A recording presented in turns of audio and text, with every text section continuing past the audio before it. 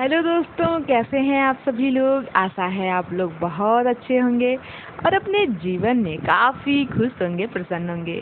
तो दोस्तों, स्वागत है आप सभी का आपके अपने ही चैनल जिसका नाम है ज्ञान मंत्र, और जहां हम लोग करते हैं कुछ ज्ञान की बातें। प्यारे दोस्तों, आज की संपादकीय लेकर मैं प्रस्तुत हूं, और आज की संपादकीय का जो टॉपिक है बहुत ही अच्छा टॉपिक है। और टॉपिक को जैसे ही मैंने देखा तो मुझे इतना ज़्यादा अच्छा लगा कि आज का जो टॉपिक है इसको पढ़ने के बाद कहीं न कहीं हमें बहुत कुछ नॉलेज होने वाला है, कुछ अच्छे विचार मिलने वाले हैं। और काफ़ी उत्सुकता थी आज की संपादकीय को पढ़ने का। तो टॉपिक आप सभी लोग बिल्कुल देख रहे होंगे, राष्ट्र निर्माण का आधार स्तंभ है ज्ञान। और जहाँ बात होती है ज्ञान की, जहाँ बात होती है शिक्षा की, वहाँ हम बहुत कुछ ज्ञान प्राप्त कर सकते हैं। तो चलिए दोस्तों, इस टॉपिक से हम लोग बहुत कुछ सीखने का प्रयास किया जाए, और बिना देर किए आज की संपादकीय को हम स्टार्ट करते हैं।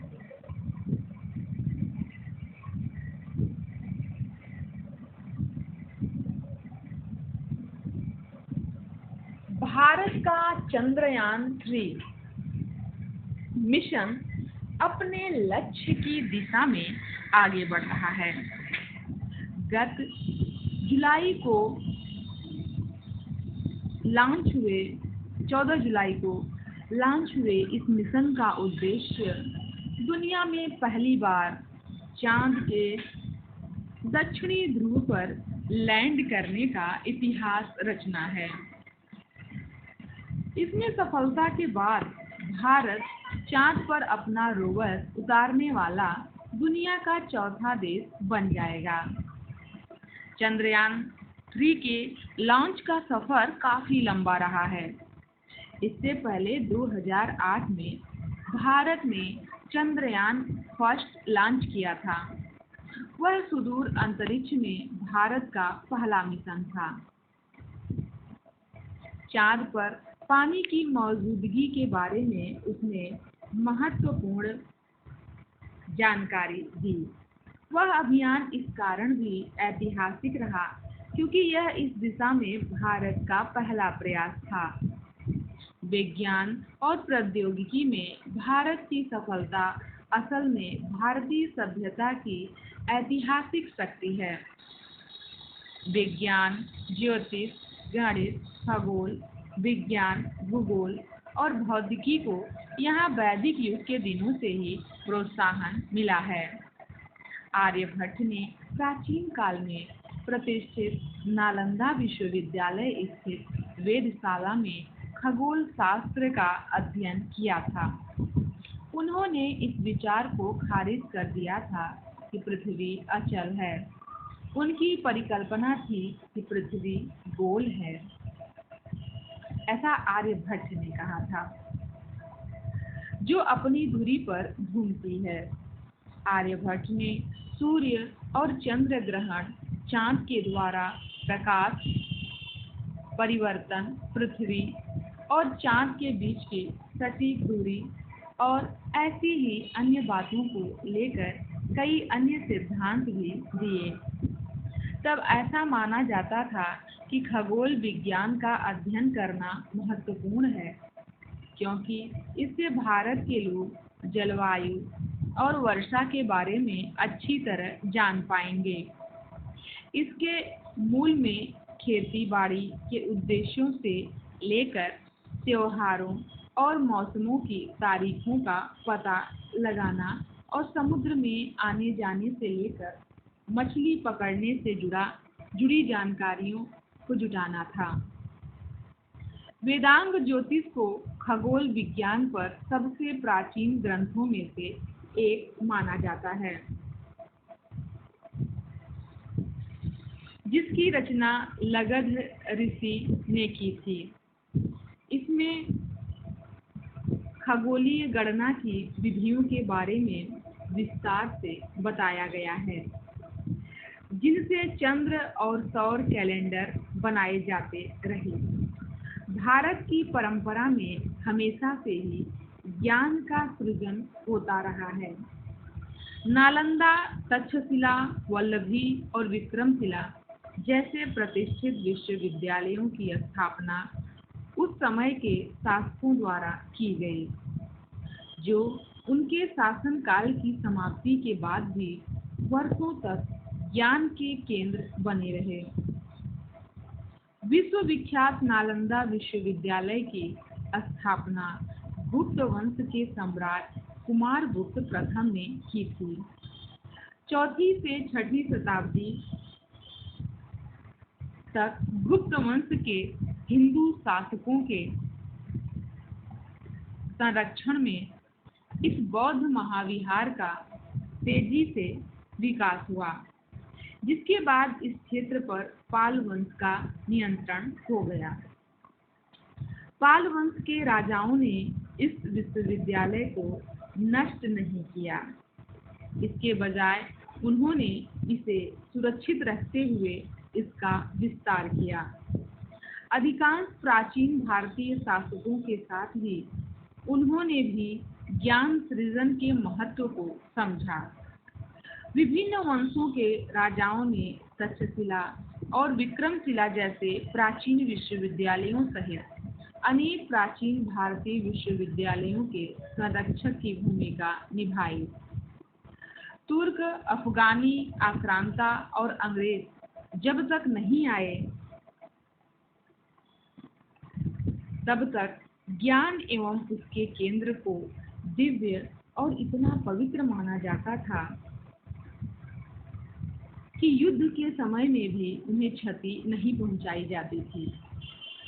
इसरो की सफलता गाथा विज्ञान और ज्ञान को उस युग में मिलने वाले सम्मान को प्रमाण है, जो नए युग के स्वतंत्र भारत में एक बार फिर से लौटा है। वर्ष 2019 में इसरो ने चंद्रयान-2 लॉन्च किया था। 2019 में, पहला 2008, दूसरा 2019 में, जिससे चांद की सतह पर उतरने के बाद वहां की स्थलाकृति का अध्ययन करने और उसकी सतह का मानचित्रण करने की आशा थी। हालांकि उसके सारे संपर्क उस समय टूट गए जब उसका लैंडर चांद से महज 400 मीटर दूर था। यह कार्यक्रम प्रधानमंत्री मोदी जी के दिल के भी काफी करीब था, और जब विज्ञानी उसकी विफलता से भावित हुए तो उन्हें संभालने के लिए उस समय वह उनके साथ खड़े थे। देश अपने अंतरिक्ष विज्ञानियों के साथ खड़ा था और उनके कार्य की आंशिक सफलता पर भी उत्साहित था। करीब 3.5 वर्ष बाद इसरो के विज्ञानियों ने अपने पिछले मिशन की खामियों का पता लगाया और चंद्रयान-3 बनाया। उम्मीद है कि अगस्त के अंत तक वह सफलतापूर्वक चांद पर उतर जाएगा। करीब 978 करोड़ रुपए की चंद्रयान-2 परियोजना में पूर्ण सफलता न मिलने के बाद भी चंद्रयान-3 में 615 करोड़ रुपए का निवेश इसका प्रमाण है कि देश ऊंचे लक्ष्य तय करने के लिए तैयार है, और इस दिशा में कुछ प्रयासों के विफल होने के बावजूद प्रौद्योगिकी के अपने रचनाकारों का उत्साह बढ़ाने की पर्याप्त क्षमता रखता है। पिछले कुछ दशकों में भारत की विकसित होती आर्थिक शक्ति जीवन के सभी क्षेत्रों में साहसिक कदम उठाने से घबराती नहीं। नए भारत का प्रमाण यह नहीं कि कितनी गलतियां होती हैं या गलतियां होती भी हैं या नहीं, बल्कि इसे उन गलतियों से सीखकर दमदार वापसी के लिए जाना जाता है। भारत के पहले स्वदेशी लड़ाकू विमान तेजस और दुनिया की पहली सुपरसोनिक क्रूज मिसाइल ब्रह्मोस जैसे इंजीनियरिंग के ऐतिहासिक चमत्कारों को एक के बाद एक विफलता का सामना करना पड़ा, लेकिन अंत में वे सफल हुए और अपने अपने क्षेत्र के लिए आदर्श बने। इसरो, अमेरिका के नासा, रूस के रोसकोसमोस और चीन नेशनल स्पेस एडमिनिस्ट्रेशन जैसे अंतरिक्ष क्षेत्र के दिग्गजों की ताकत को टक्कर दे रहा है, जबकि उसके बजट की तुलना में इसके संसाधन कुछ भी नहीं है। स्मरण रहे कि हमारा देश प्रौद्योगिकी और ज्ञान के सबसे मजबूत स्तंभों पर ही खड़े होते हैं। बख्तियार खिलजी ने नालंदा को नष्ट कर जला दिया था। इसी प्रकार पूरे भारत में ज्ञान के केंद्रों और भारतीय शिक्षण संस्थाओं को भौतिक एवं नैतिक रूप से भी तहस नहस किया गया। उस विध्वंस के सैकड़ों साल बाद हम न केवल अंतरिक्ष में अपने सबसे नजदीकी पड़ोसी यानी चंद्रमा को जानने में जुटे हैं, बल्कि अपनी सभ्यता की विस्मृत कर दी गई क्षमता का अनुभव भी कर रहे हैं। तो आज का जो ये टॉपिक है वह कलाम सेंटर के संस्थापक लेखक पूर्व राष्ट्रपति डॉक्टर एपीजे अब्दुल कलाम के सलाहकार रहे हैं और